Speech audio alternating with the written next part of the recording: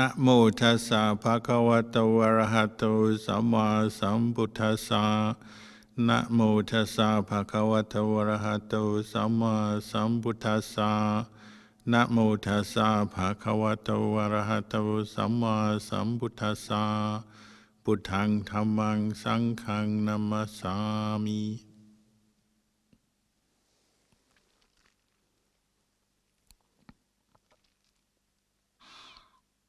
Blessings to you all.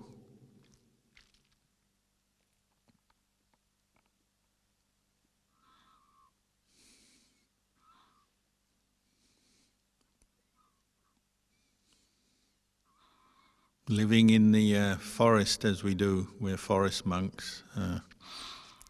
We develop a lot of reflections around trees.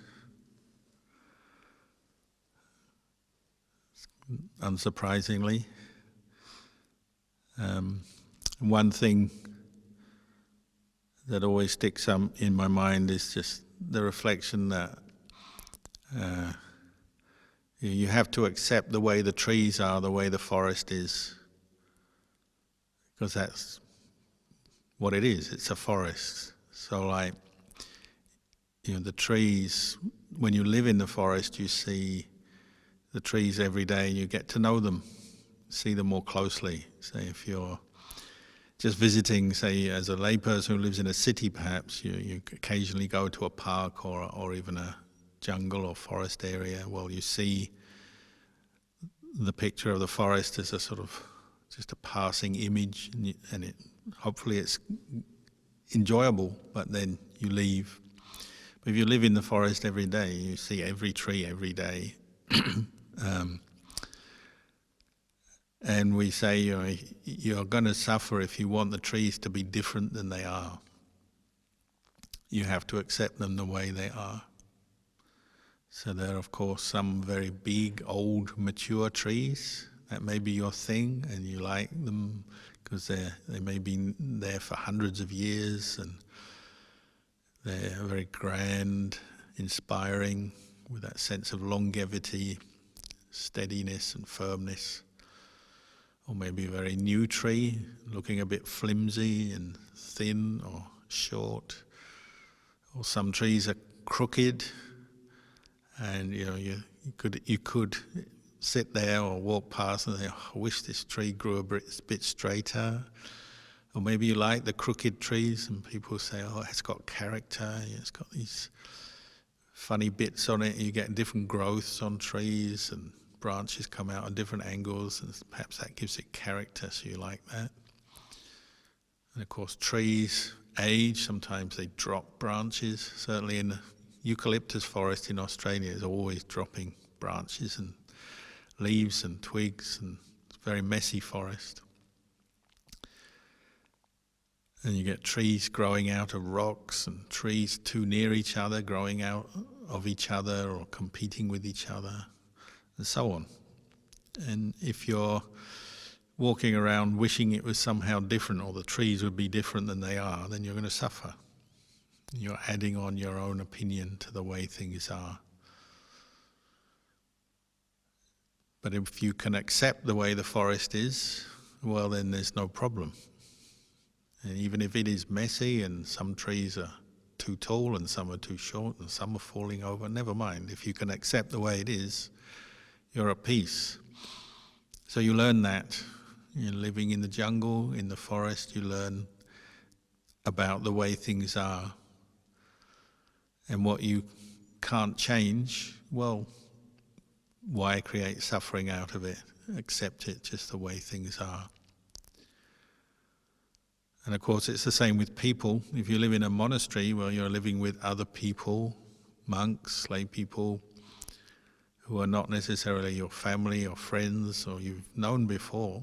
So they have their different characters, just like the trees are different, the people are different.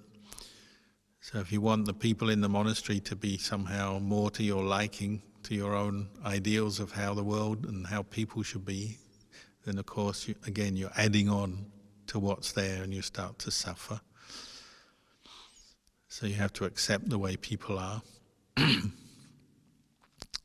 And really this spans out into many aspects of life, doesn't it? There is that part of life which you have to accept just the way things are. Maybe when we're looking at ourselves, we have to accept the way our body is, the way a physical body is. We all want a body that is healthy, feels good, looks good, strong, can do everything that we want. It can fulfill every desire we have. But the physical body doesn't always do that, does it? It gets older every day, much to our disappointment. It doesn't matter so much when you're young, so you tend to not realize the suffering of a body that's aging. But sooner or later it catches up, doesn't it? And you start to feel dissatisfied with the aging of the body and the different problems it brings. How your looks change. Maybe you're not happy with the way your body is aging and how it's bringing, you don't look so bright, so good the older you get. Doesn't feel so good either. You get more aches and pains, injuries perhaps, illnesses come along.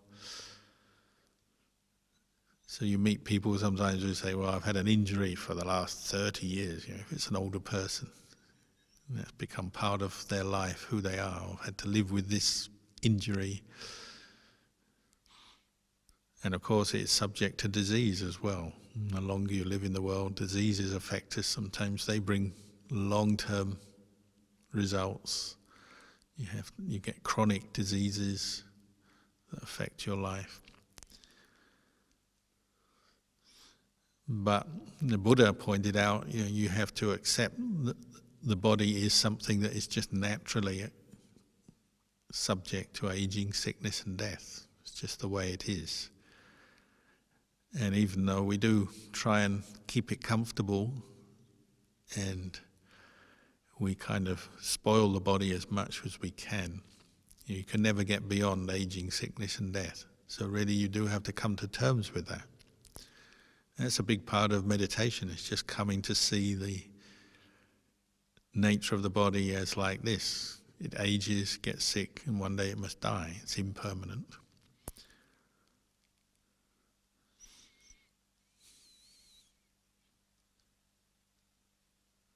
Based on the body, we have the mind. So in Buddhism, we talk about 5 khandhas, the 5 aggregates, which is basically just a human being divided up into 5 parts. And there's the physical part, the body, and then there's the mind. And the mind is divided up into feelings, perceptions, thought formations, and then sense consciousness. And this tends to be where all the trouble is, where all suffering really arises.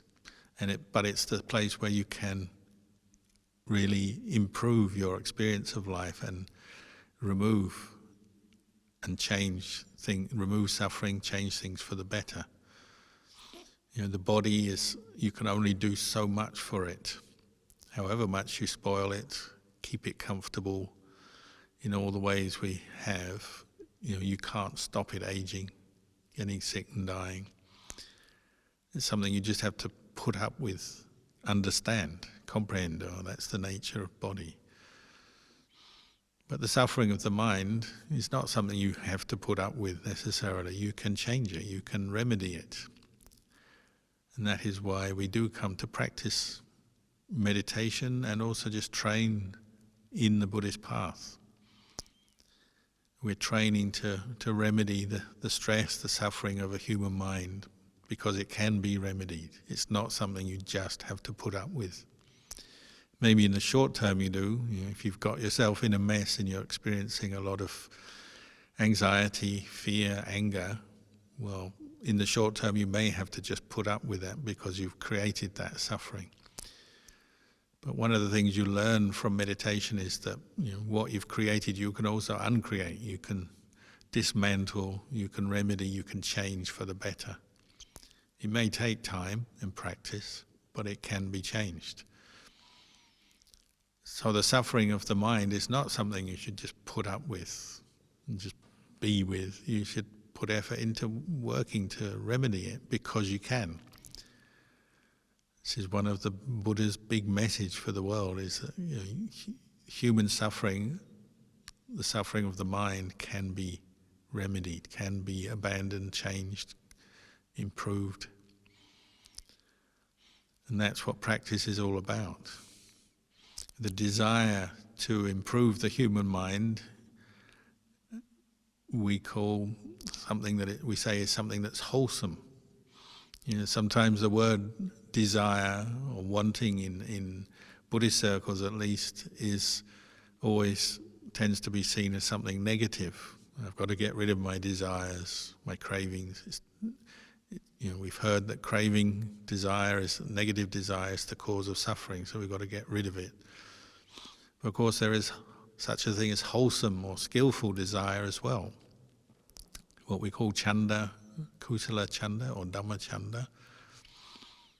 And the desire to practice and develop what we call magga, the path, to lead us away from suffering, to reduce our suffering and end our stress and suffering. That's a wholesome desire. That's something to be preserved and cultivated. The kind of desire that causes suffering is what we call samudaya. In the Four Noble Truths, samudaya is the cause of suffering and is defined as craving, wanting to get things, wanting to be things and have things, and then wanting to get rid of what we don't like. It's all wanting, it's all desire. It's the cause of suffering. It's to be known and then abandoned. Magga is the fourth noble truth. It's the path of practice that leads us to abandon the second noble truth, samudaya, the cause of suffering. But magga is something to be cultivated, to be preserved, developed and cultivated. It's not to be abandoned. We don't practice abandoning magga. That would be like turning your back on the Buddha, the Dhamma, the Sangha, and giving up your practice, which unfortunately people do sometimes. They lose their faith, their interest. They get distracted and go in other directions, or perhaps through self-loathing or just disappointments that come up in their life. They kind of give up on their practice, so they stop cultivating magga. But you have to remember, if you stop cultivating magga, the path, there really is only one other thing you can do, and that's cultivate craving, which is the opposite of the path. It's the cause of suffering. So when you abandon the path, you're going towards more suffering and creating more suffering. So in modern terms, you might say it's a no-brainer. I should develop the path and abandon the cause of suffering, craving. But we're not always using our brains. We're not always wise and intelligent, or using our intelligence. We do get lost. That's what we call delusion, where we get caught into wrong views and delusion in our lives, and we go in the wrong direction, and we start increasing our craving. Usually comes out in the way of some form of greed, desire for things, to get things, have things, or the desire to get rid of things, all the different unpleasant experiences. And when we abandon the path, then we go in the way of craving, and we can get good at following craving. We can create more and more suffering for ourselves, and quite often it will spill out into hurting, harming other people as well. Even in the course of one day, you can see that happening. We follow our craving, and suddenly we're becoming very selfish, self-centered in our motives and what we're doing, obsessed with ourselves to the point where we ignore other people around us, ignore their happiness and ignore their benefit. And we just follow our own cravings and actually become more destructive. That often will feed a lot of negative craving to get rid of as well. Because if you're only following your desires to get, to possess, to have, well, when you don't get, don't possess, don't have what you want, well, you tend to get angry, and You want to get rid of that experience and get rid of obstacles and anything in your way, stands in your way. So as human beings, we can become very good at following craving and then end up in a mess, suffering. Marga is often neglected. Even in the course of one meditation session, you could say. Quite often we through lack of awareness, lack of mindfulness, lack of investigation of the Dhamma, we just set aside the path. We forget it. We don't give it enough importance or value, and we go back to craving again. As we know, even at the time where we're trying to develop Marga to its utmost, we forget it and sit there getting caught into our desires to get something or somebody that we love and like or want, or something that we want, some experience that we want, become something. And we can, you can sit what we say, sitting meditation for an hour, but really you're just following craving, fantasizing, planning, scheming, wanting. And similarly, we can spend a whole period of meditation hating, not wanting, caught up in aversion or even hatred, getting rid of things, and based on maybe past experiences, we sit there just remembering who hurt us and how we can get back at them and how we hate them and dislike them. So Marga goes out of the window and we're just there with craving. Craving for what we want and like, craving against what we don't like, what we don't want, trying to get rid of it. Even when we get rid of the most coarse kinds of craving, we get a step up, we establish a bit of mindfulness and bring Marga, the path, in. Maybe we assess what's going on in our mind and say, oh, this is very unwholesome, this is more suffering, and you already recognize that.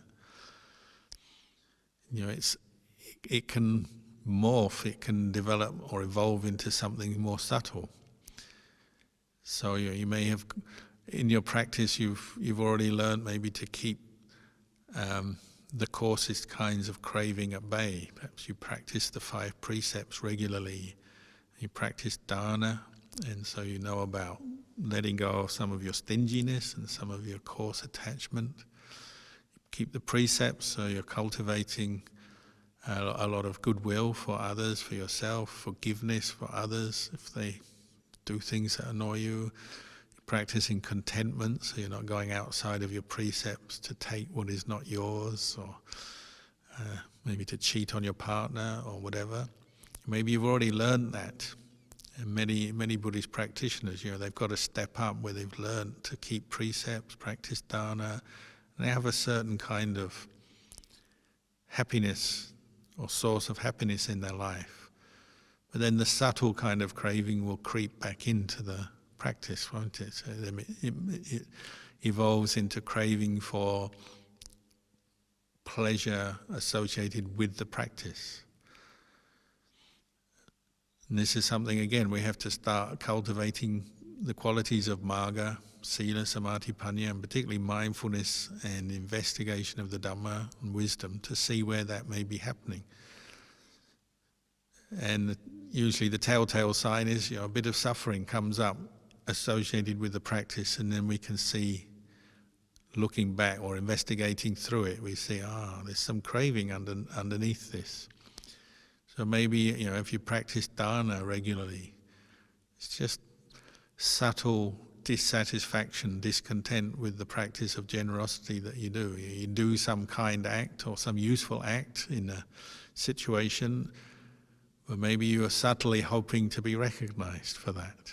So there's the dissatisfaction when everyone ignores you. You spend all this time and effort doing something good for others, for the community, or for an individual, depends on the situation, and you don't get any recognition. No thanks, no appreciation, no certificate of appreciation, no comment anywhere. It's just you do it and it's as if it didn't happen.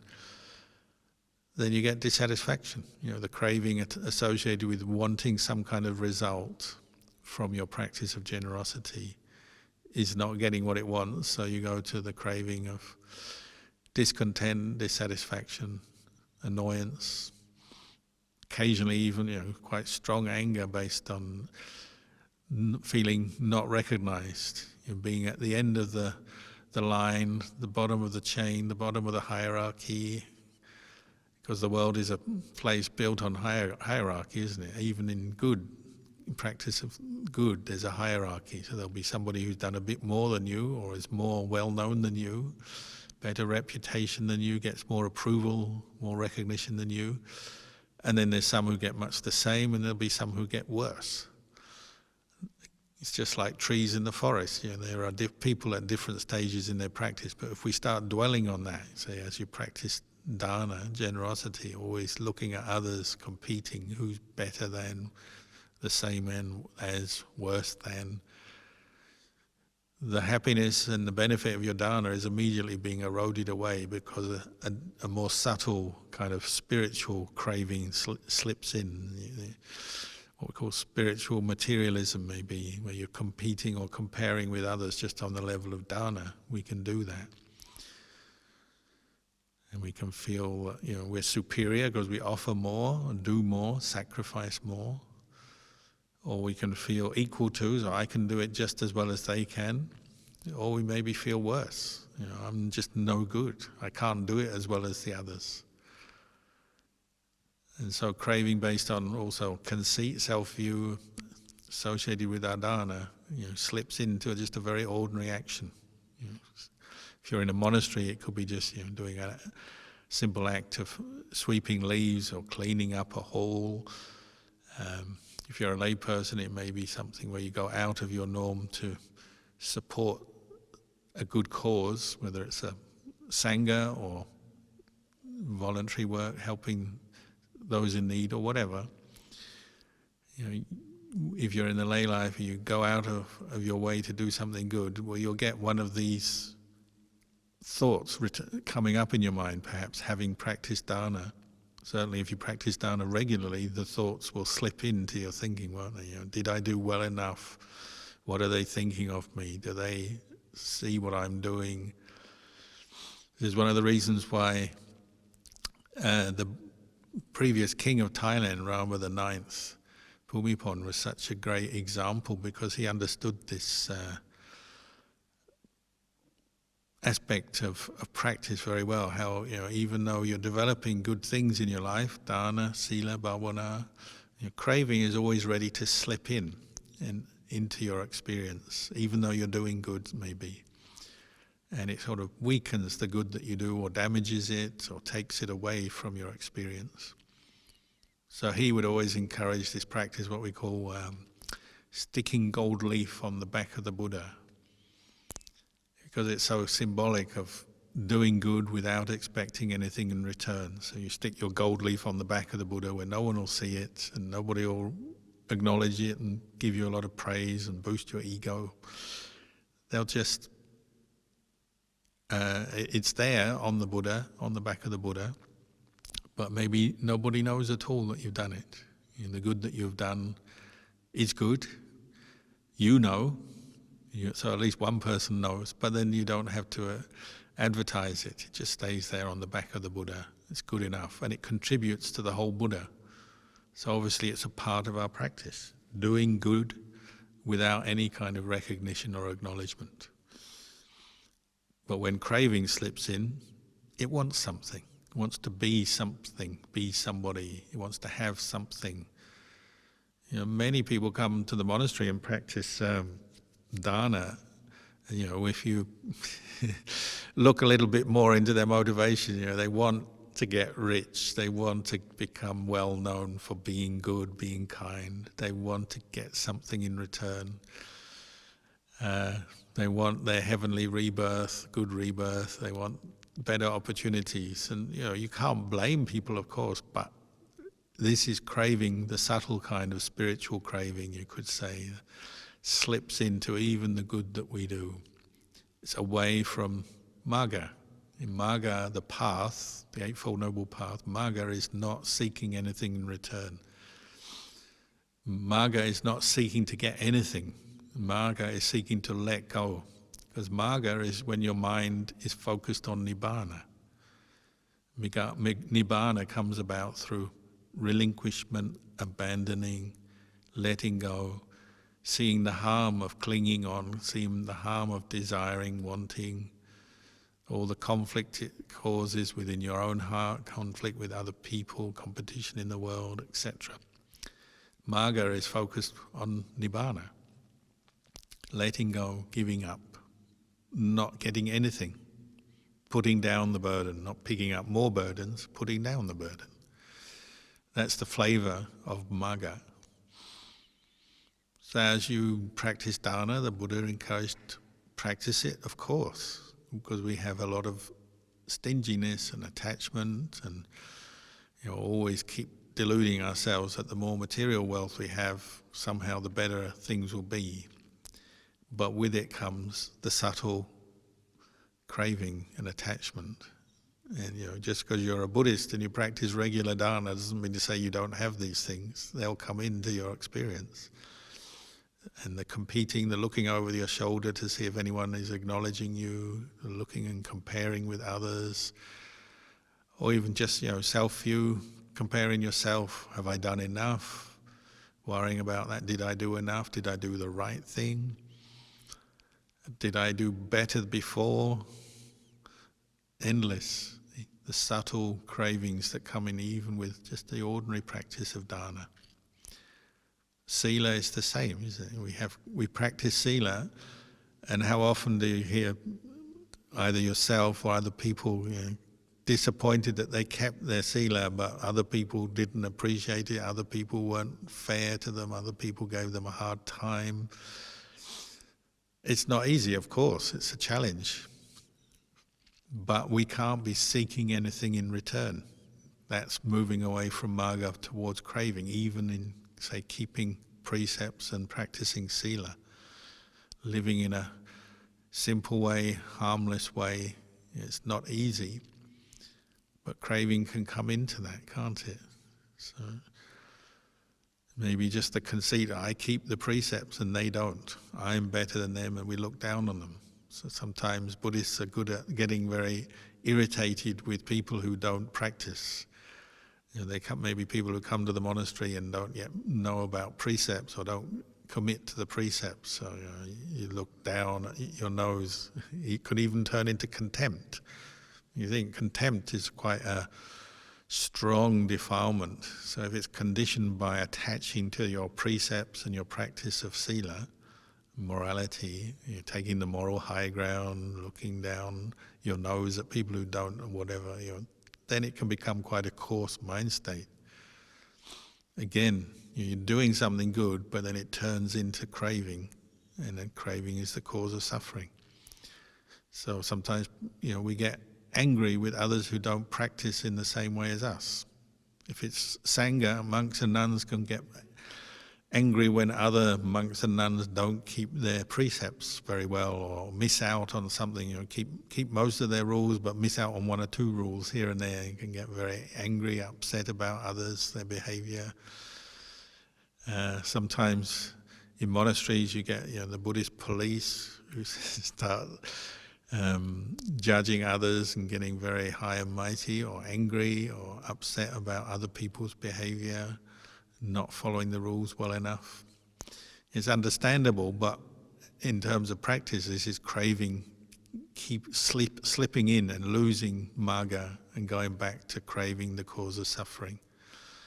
And in the lay life, the same, probably even more prone to it, because in the lay life, the world is just, there's many different kinds of trees in this world, and you're going to have to accept there's a lot of pretty bent, hollowed out, twisted trees in the world, so that you're surrounded by people. Many of them don't keep precepts or don't practice much in the way of morality. They're prone to follow their craving every day. You just turn on the news and you see it. So even just watching the news can be challenging sometimes. But in a more close to home, you go to work, there'll be some people who are not careful with their speech, or they're very spiteful, bullying with their speech, their actions. Some people are very selfish, self-centered. They don't help, they don't do the job they're supposed to do, whatever. We all know it. But if we're putting our effort into keeping precepts, developing magga, right livelihood, right speech, right action, all good stuff, if we're not careful, it suddenly evolves into contempt for those who don't, disparaging them, looking down on them.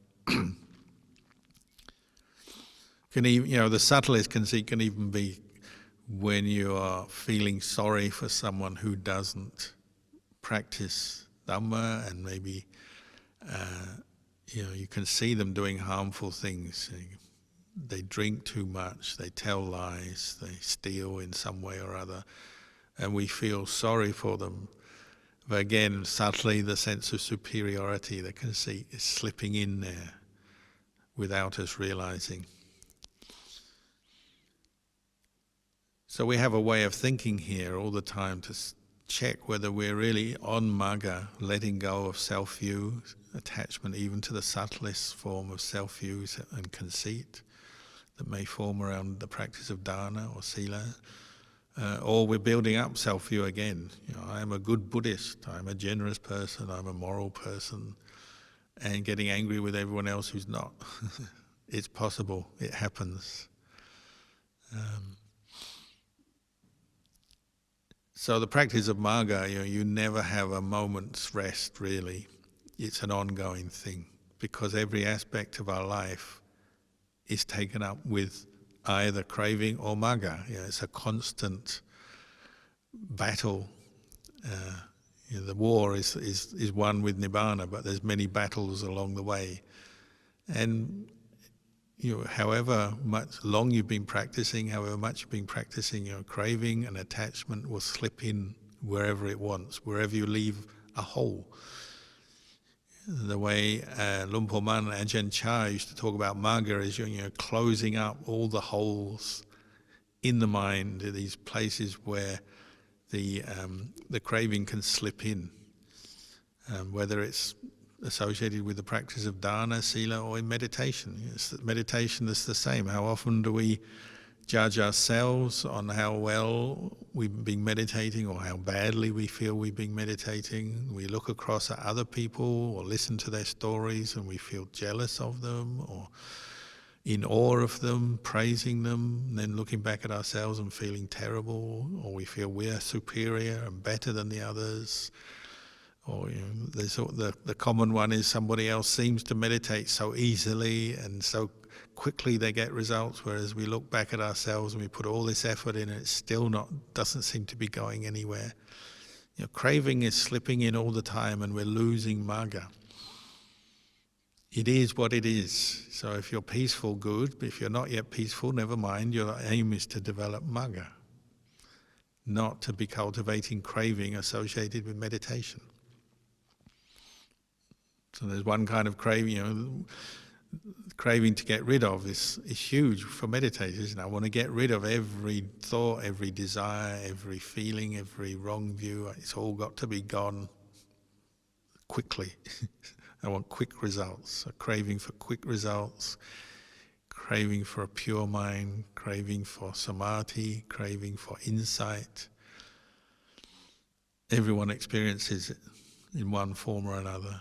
Craving to know things, see things, craving to have special experiences. It's slipping in all the time, but this is not magga. Magga is about letting go, seeing, knowing, and letting go. Know the way things are and then letting go. That's magga. It doesn't mean to say you won't have necessarily sometimes some special experiences or special knowledges and insights arise, or very blissful meditations. They may arise. But magga's duty is not to cling to them or crave them. If they do arise, you don't cling onto them and form a new subtle form of conceit or self based on them. I am the one who knows, I am the one who sees, I am better than them. Or the other way of, I am worse than them, I'm hopeless.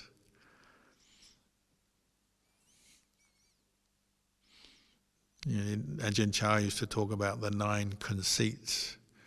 You are better than them because we have to accept everyone's karma is different. Every tree in the forest is different. So some people are more advanced in their practice.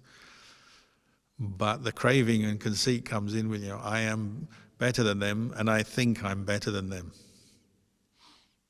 There's 2 different things there. There's the fact that you maybe have meditated longer than someone and you can maintain better samadhi and have deeper insight. That may be true. But then when you think it, then that's craving and conceit. It's no longer the magga leading to nibbana. It's now craving slipping in. So you are better than them and you think you're better than them. Or you are better than them but you think you're the same as them. Or you are better than them and you think you're worse than them. Can happen. We don't always know other people's state of mind, where they're at in their practice. So sometimes we are maybe advanced, more advanced than them, but we think we're worse off than them. Or we are the same as them. We're at much the same level in our practice, but we think we're better than them. Or we're the same as them and we think we're the same as them. Or we're the same as them and we think we're worse than them.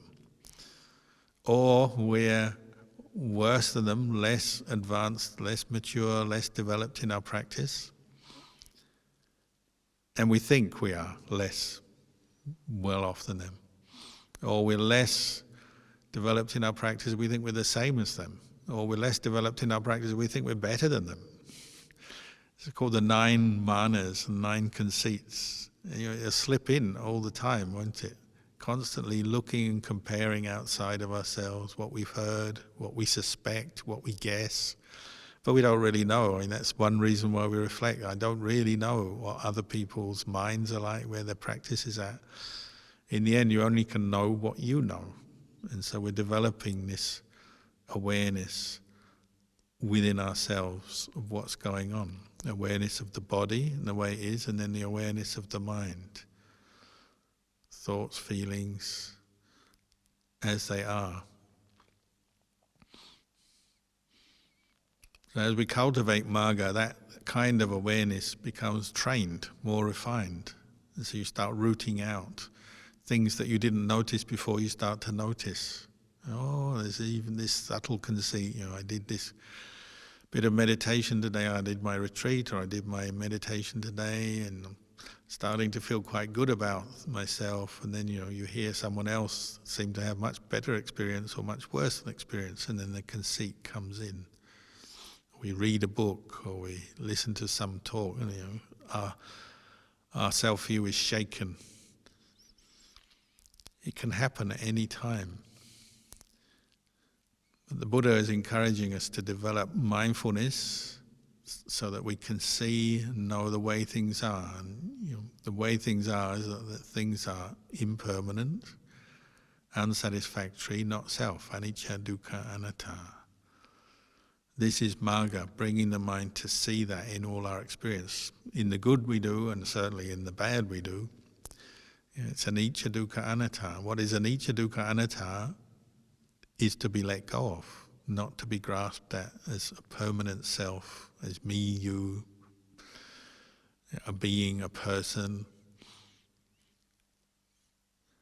We're training in looking back at our experience, even the very good things we do, but not grasping at them as a self, taking them up as a self, because this is the way to freedom, to real peace and happiness. Sometimes we value our lives and what we do just on how much happiness, in the sense of sensual pleasure, material happiness, how much happiness we develop. So the more happiness I have, the better I am. They have more happiness than me, so I want to be like them. Or they have less happiness than me, so I don't want to be like them, and I want to get rid of them because they're unhappy people. I want happiness. So we give a lot of value to happiness, and then of course that conditions being very against unhappiness, disappointment, and anything that seems to bring unhappiness and disappointment with it, we kind of shrink away from, shy away from. We don't want it. We don't want to have anything to do with it. So we like to project a view of ourselves as happy, successful, whether it's at work, in education, in family, in our social circle, even in the Buddhist circle. I am the successful one. I know I experience lots of happiness. We attach to happiness. And then anything that seems to be the opposite, pain, failure, disappointment, we don't want it, so we minimize it. So sometimes we deny it, hide it, push it away because it doesn't fit with our worldview and what we want. We're afraid of it, so we're afraid of any kind of failure, unhappiness, painful experience. We don't want it, we're afraid of it, we don't want to experience it. So our mind actually can become very fragile, always grasping at happiness and running away from any kind of disappointment or unhappiness. Whereas Magga is more the sort of middle path, isn't it? You're knowing happiness but not grasping at it, identifying with it, and knowing unhappiness, pain and disappointment but not grasping at that either. Magga leads to the Lokuttara Dhamma. This Dhamma, we call it Lokuttara, it means transcending the world, going beyond the world. So it's going beyond pleasure and pain, happiness and suffering. By knowing these as conditions that are not self, they're impermanent, they're unsatisfactory, they're not self. Knowing that through your experience, and what knows that is the mind of Magga. Developing the dana, the sila, the mindfulness, and investigating the Dhamma to develop some insight, wisdom. Wisdom comes when you know things the way they are. Happiness is like this, okay? Sure, it's pleasurable, it's good, but it's just that much. It's still a temporary condition, isn't it? Unhappiness is just like this. It's not what we want. We try to avoid it, but it happens sometimes. You can't always avoid painful experiences, unpleasant experiences. But in your mind, by training in Magga, you don't grasp or identify with them. You just know them the way they are. Happiness is here, like this. Sadness, pain, disappointment is like that. It's over there. Then there's the mind in the middle, the mind of Magga. The mind that is alert to the way things are, knows the way things are, is not getting lost or intoxicated with the happiness and the suffering of life. And it's such a subtle point. Ajahn Chah used to say, it's so subtle, just knowing things rather than grasping at them, we miss it all the time because it's so subtle. The world doesn't promote mindfulness, equanimity, detached awareness, relinquishment. It doesn't promote that. Our culture, all the people around us and the world, it doesn't promote that. It promotes grasping at things, wanting more happiness, trying to get it and hold on to it, and trying to avoid and run away from any kind of pain, despair and suffering. It doesn't promote just knowing the way things are. So the way of the world is always, picking and choosing your way through the forest, cutting down the trees you don't like, keeping the ones you like. In the end, there's no forest left, is there? That's the way of the world. One day there'll be no forest. We'll just cut it all down. Magga is the way of just knowing the way things are, but not getting too involved or too upset or too happy with them or too sad with them either.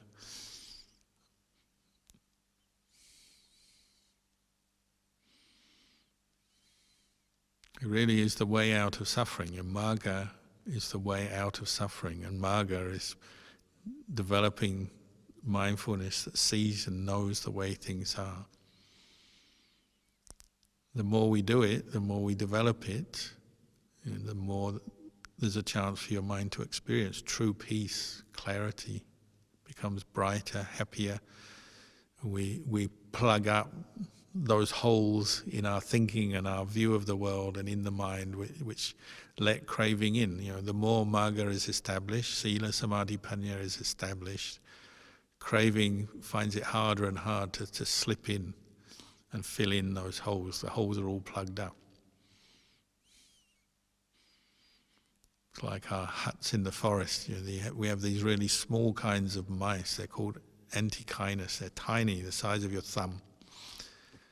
The forest is full of them, and if you have a hole anywhere in your hut, they'll find a way in and they'll make a nest.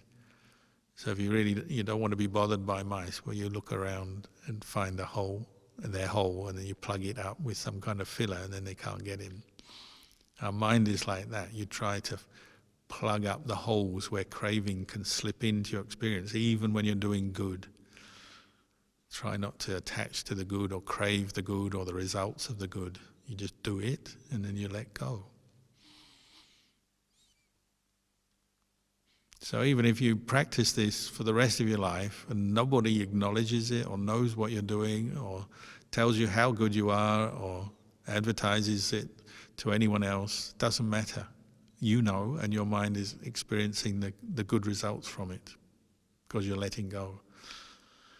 If we're still craving to be recognized, honored, then there's something going wrong there. That's a hole, isn't it, that the craving can slip into. Whether it's the dana, the generosity you practice, the sila you keep, the knowledge you gain from your meditation, feeling that people honor you, recognize you, you feel good about yourself. It's bound to come up, but it's not the goal of the practice, is it? It's something to be seen through and let go of. So the arahant, they say, they don't want anything else from the world. They don't need praise. And occasionally you meet arahants like that. If you're fortunate. I used to live in Thailand, and some of the monks I met, they really just don't need anything from anybody. Obviously, some meditation masters, very wise, enlightened meditation masters, do become very famous, and a lot of people praise them, know them, and that happens as well. But there are also those who are very unknown, anonymous, monks and nuns who just, other than a very small circle of acquaintances, fellow practitioners, maybe nobody knows anything about them, and they live and they die, and they don't write a big biography, they don't have YouTube channels, they don't have all these things. They just do their practice, let go, and die totally peacefully and with a pure mind. That happens as well, because the mind of magga and then phala, the fruit, is the path and fruit, is not seeking any of the worldly successes that people normally crave.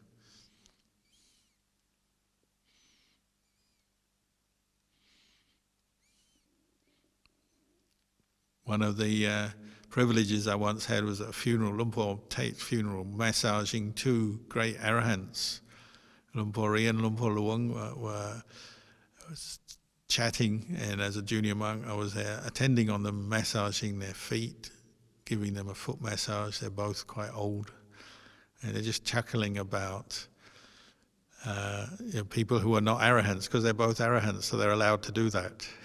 No one else is. They were allowed to do that. So chuckling about the suffering of people who want to become famous, get well known, get recognized, even in Buddhist circles, for the good they do. They're just chuckling about it to themselves. They're saying, people, they're just happy to get reborn again. They want to get famous, but then they attach to that and they get reborn again. They do all their good in the world and make things and do things. And it is good, of course. They weren't denying that, but they're also chuckling because these people have not yet let go of the sense of self, so they're going to have to come back and do it all over again. So they were just chuckling, and they're just saying, I'd rather have Nibbana, tired of rebirth, tired of all this making merit and doing good things in the world. This isn't what the Buddha taught. That's what they were saying. The Buddha taught us to reach Nibbana and let go of everything, so we don't have to come back again. It's the purpose of magga. So if you are developing and practicing magga, that's what you're going towards. No more rebirth. That is the highest happiness, Nibbana. So maybe tonight I'll leave you with these reflections.